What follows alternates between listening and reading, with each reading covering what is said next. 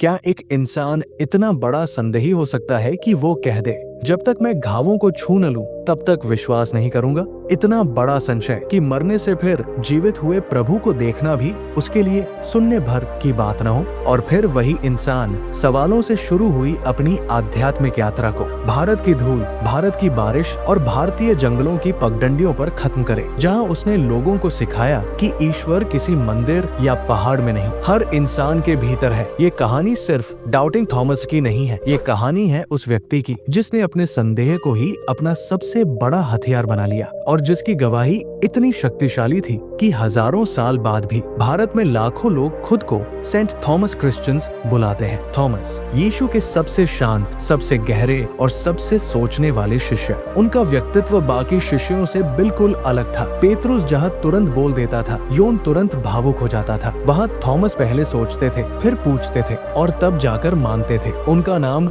यूदास Thomas था। Aramaic शब्द थाउमा का मतलब होता है जुड़वा। यही कारण है कि यूनानी भाषा में उन्हें डाइडाइमस कहा गया, यानी ट्विन। कुछ शुरुआती ईसाई लेखकों ने यहाँ तक लिखा कि थॉमस का चेहरा यीशु से मिलता था और इसलिए उन्हें जुड़वा कहा जाता था। हालांकि ये परंपरा है, ऐतिहासिक तथ्य नहीं। थॉमस का व्यक्तित्व एक वैज्ञानिक की तरह था। वे भावनाओं से कम, तथ्यों से ज्यादा प्रभावित होते थे। उनके भीतर का क्यों उन्हें अलग बनाता था और यही वजह है कि आज भी थॉमस ईमानदार खोजकर्ताओं के प्रतीक माने जाते हैं। फिर वो दिन आया जिसने पूरी दुनिया की दिशा ही बदल दी। यीशु का क्रूस पर मारा जाना और फिर पुनरुत्थान। बाकी शिष्य डरे हुए थे, छिपे हुए थे और तभी यीशु उनके बीच प्रकट हुए। लेकिन उस ऐतिहासिक घटना के समय थॉमस मौजूद नहीं थे। जब बाकी शिष्यों ने उनसे कहा, हमने प्रभु को देखा है, तो थॉमस के अंदर वही पुरानी आवाज उठी, शंका की, प्रमाण की, सत्य को परखने की। उन्होंने साफ कहा, जब तक मैं उसके हाथों में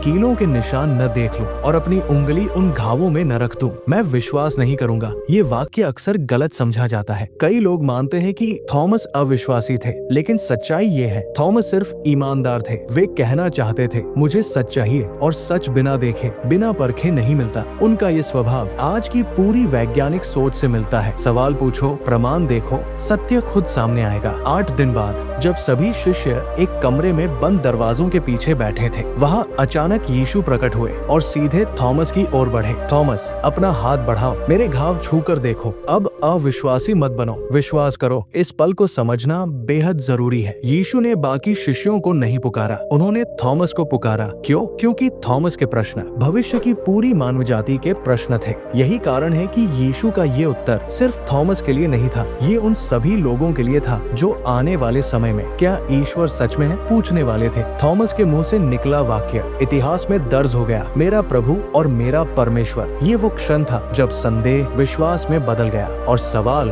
गवाही में। उस दिन के बाद थॉमस का जीवन पूरी तरह बदल गया। उनकी सोच गहरी थी, लेकिन अब उसमें आग भी आ गई थी। अब वे सिर्फ सच खोजने वाले नहीं, सच के गवाह बन चुके थे। यीशु ने उन्हें कहा, थॉमस, तूने मुझे देखा इसलिए विश्वास किया। धन्य वे हैं जिन्होंने बिना देखे विश्वास किया। ये वाक्य थॉमस के लिए भविष्यवाणी भी था और मिशन भी, क्योंकि आगे का रास्ता इतना आसान नहीं था। बाकी प्रेरित पेतरुस, योन, अंद्रियास, बरनबास सब अपने अपने क्षेत्रों में फैल गए, लेकिन जब दुनिया के सबसे दूरस्थ क्षेत्रों में किसे भेजना था तो थॉमस को चुना गया। भारत 52 एडी का भारत दुनिया की व्यापार राजधानी माना जाता था। रोमन व्यापारी मसाले, मोती, चंदन, सुगंध और रेशमी कपड़ों के लिए केरल के मुसरिस बंदरगाह तक आते जाते थे। भूमध्य सागर से भारत तक समुद्री व्यापार के प्रमाण आज भी पुरातत्व में मौजूद है। इन्हीं व्यापार मार्गों का उपयोग करते हुए थॉमस भारत पहुंचे। जब उनका जहाज मुसरिस के तट पर उतरा तो भारत ने पहली बार किसी प्रेरित के कदमों की आवाज सुनी। वो जमीन आज भी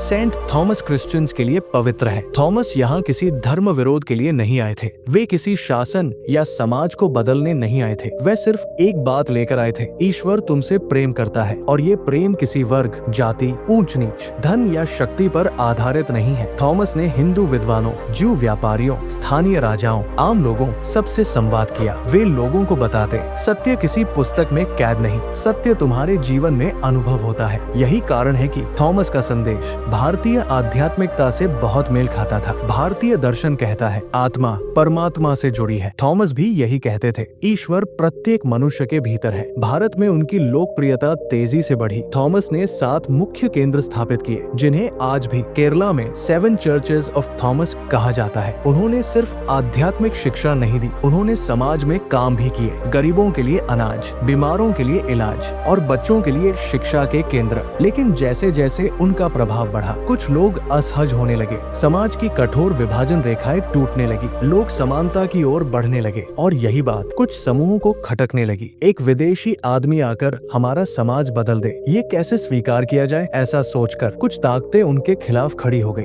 विरोध बढ़ता गया, लेकिन थॉमस रुकने वाले नहीं थे। वे केरल से तमिलनाडु की ओर बढ़े। निलक्कल, कांचीपुरम, कोयम्बटूर होते हुए वे चेन्नई के मायलापुर पहुंचे। यहाँ उन्होंने अपना अंतिम और सबसे प्रभावशाली मिशन चलाया। मायलापुर में उन्होंने एक आश्रम नुमा केंद्र बनाया, जहाँ लोग सिर्फ पूजा नहीं, प्रश्न भी पूछते थे। वे कहते, यदि आपका प्रश्न सच्चा है तो उसका उत्तर भी मिलेगा। मायलापुर में उनका प्रभाव इतना बढ़ चुका था कि विरोधी समूह ने तय किया, अब थॉमस को रोकना होगा। एक दिन थॉमस सेंट थॉमस माउंट पर प्रार्थना कर रहे थे। पहाड़ी शांत थी, हवा बह रही थी, सूर्य धीरे धीरे ढल रहा था। कुछ लोग दूर से आए और भालों से हमला किया। थॉमस गिर पड़े, लेकिन उनका चेहरा शांत था। उन्होंने अंतिम बार आकाश की ओर देखा और कहा, प्रभु, मैं अपना जीवन तेरे हाथ में सौंपता हूँ। भारत की मिट्टी ने एक प्रेरित का बलिदान अपने भीतर समेट लिया। थॉमस को वही दफनाया गया और उनका मकबरा आज भी चेन्नई के मायलापुर में मौजूद है। ये दुनिया की उन कुछ जगहों में से एक है जहाँ किसी प्रेरित की मूल कब्र आज भी खड़ी है। उनकी मृत्यु के बाद उनकी शिक्षाएं दक्षिण भारत में तेजी से फैली। थॉमस की परंपरा प्रेम, समानता